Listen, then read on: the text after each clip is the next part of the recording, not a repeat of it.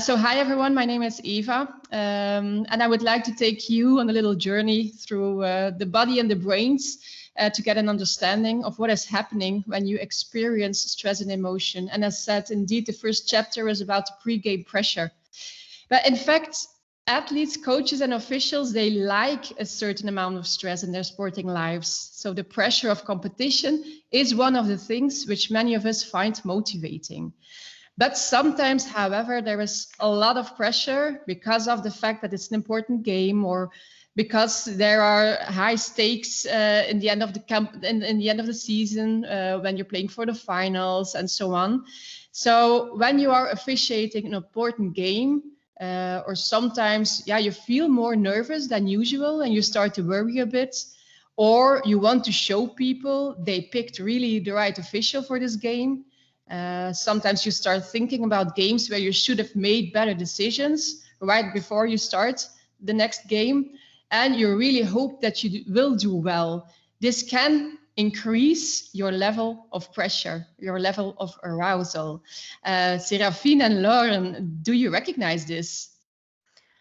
Yeah, definitely. I mean, I think we've all been there. You know, you're doing a game that's going to impact, you know, maybe in a tournament, the next game that you're going to do, or just you know, a game where maybe the last time there was a little discussion, there was a disagreement with a player, and you just, you know, you kind of feel that pressure. You know, like, okay, I have to do this well. This has to go well because it just has to. So yeah, that definitely adds to like the mental pressure, and that can definitely throw you off a little bit, I think, because, you know, you're going to step on the field a little bit nervous, already out of your comfort zone. So yeah, definitely something that I recognize and that I think is very valuable to zoom in on. Mm-hmm. Yes, but yeah, because when you experience too much pressure, you can perform weak or even freeze or choke. So if you look at the next curve, the horizontal axis represents your emotional arousal. The vertical axis represents your level of performance. Now, what is emotional arousal? So when we feel stressed, there is a mental side and a physical side, which interact. It's quite complex, but which produces a state of emotional arousal. This mental side is characterized by feelings of worry, such as what if I miss a call, but also a lack of confidence. For example, am I really the right person to do this? And also difficulties to concentrate. On the physical side, this comprehends things like butterflies in the belly, muscle tension, sweaty palms, and increased heart rate. So, and if you feel too much tension, this is on the right side of the curve, your performance will be poor. But who feels too little excitement on the left side of the curve performs too weak too. So it comes down to experiencing an optimal level of arousal somewhere in between there. So in this optimal zone, you feel arousal, but you also feel ready and confident to take on the challenge of the game. Now, this is individually different for everyone. So it would be normal to assume that everyone responds in a similar way, but it turns out that our emotions and reactions are quite a personal thing. So this ideal zone of optimal functioning, it suggests that everyone has their own personal level of arousal that results in optimal performance. So it's important to ask yourself the question, how do I behave or perform when I'm nervous? Also, performances are hugely influenced by our previous emotional experiences. Think back, if you recall, last time, did you react well when you were nervous? Did this feeling help me? If the answers are positive, if the answers to these questions are positive, then your performance will benefit. But what if you feel too nervous, if you feel too calm? What do you want and where do you want to be on this continuum? So if you look at the next slide, we present you some different mental techniques which can help you to reach this optimal level of arousal. For example, when you feel too much tension, you can make use of breathing techniques and relaxation exercises. By breathing techniques, you can regulate your own level of arousal. Breathe in slowly for 5 seconds and exhale for 5 seconds through abdominal breathing. And this continue for a couple of minutes.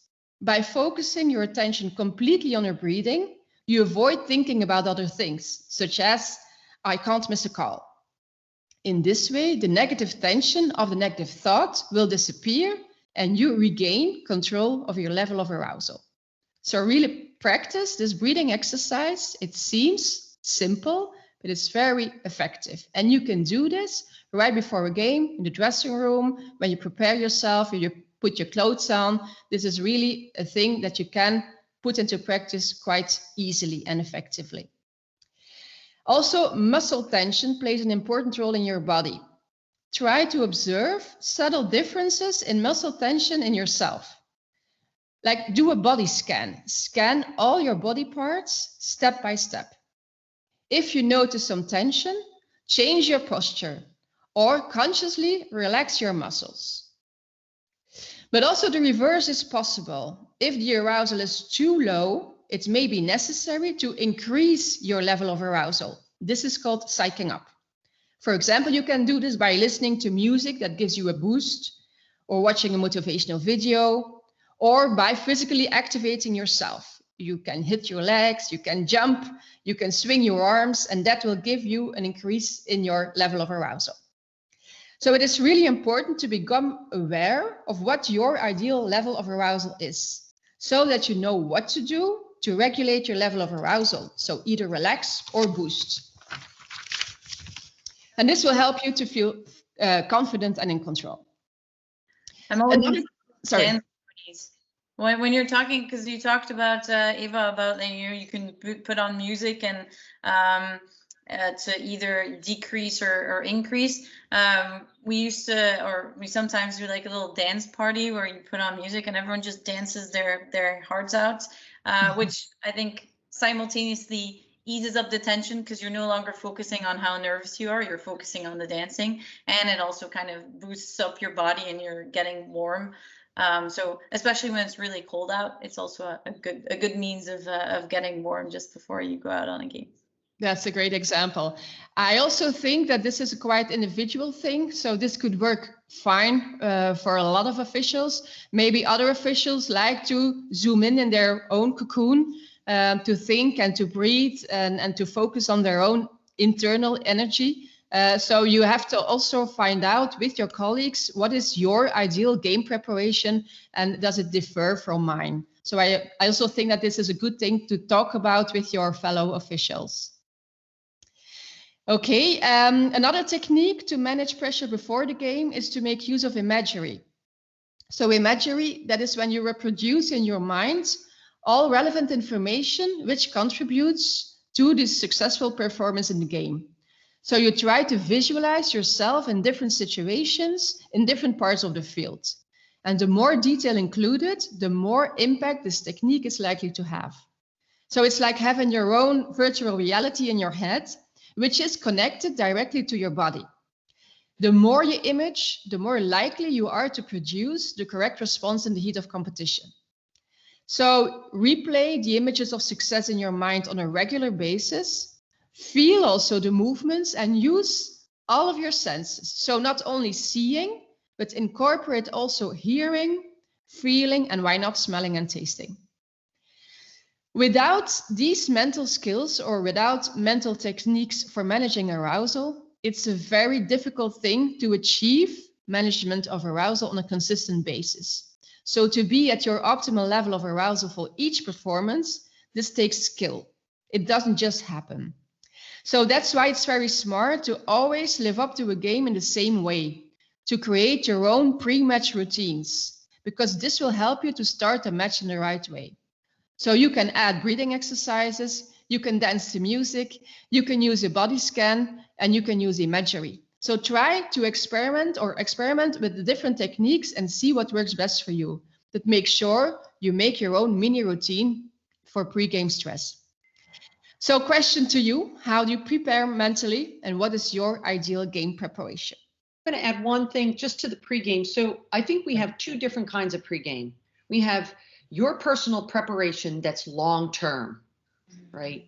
You want to have the fewest amount of distractions as possible. Distractions add to nervousness before a game because you start to question yourself. So what do I mean by that? Things that you have control over. Knowledge of the rules. That's something you can do on your own in the weeks and months leading up to your season, your game, your tournament, whatever it happens to be. Know the rules. And when you walk to that field, before you even start your pregame with your teammates, you know the rules. Okay, no distraction. One. The next one that you can do totally on your own for weeks and months leading up is fitness. Do you feel fit? Do you feel like you are in good shape, like you can run with 18, 19, 20-year-olds for 2.5 hours? Can you do that? And if you feel, yes, I've really prepared myself, so that's another distraction that won't add to the nervousness. If you show up not feeling confident with the rules, if you show up knowing that you haven't done the most that you can do to be in the best shape, those are going to be distractions before you even get there, and they will add to your underlying subconscious nervousness. So that's to me, that's one kind of preparation that is fully under your control, that you can do away with, that can help alleviate that pre-game nervousness. And when you get to the venue, the event, I love all of these. I think all of these different, the imagery, the music. Sometimes you might want your own earphones because maybe one of your teammates doesn't, like you had said, they prefer silence, they prefer to focus in, they prefer a little zen or something. So, you want to psych yourself up on your own. The other thing I would add is, and this is if you're with people that you know very well, or even, well, especially with people that you maybe haven't worked with too much or at all, talk about things that maybe have been points of contention maybe during the season. For instance, we have a new rule, free movement now. So, hey, I had a game last week and we were setting up a free position for this. We looked in the rule book. It doesn't really say that. What are your guys' thoughts? How do we get on the same page with this rule? And the idea of just talking through a scenario that you're a little unsure of with your teammates, maybe they're unsure of it too. Now you're kind of all a team. Now you're all on the same page, and you could talk about, okay, it doesn't say this in the rule book, but it does say this. So how about today we're going to be consistent by all three of us doing it this way? And that kind of puts you at ease. That puts you all on the same page. And so going through scenarios, which is a little bit similar to imagery, I would say, is a great pregame that helps alleviate stress and nervousness and puts you in that optimal adrenaline spot where you have just enough, maybe where it's good adrenaline, you're going to be sharp, you're going to be focused, but it's not too much, it's not too little.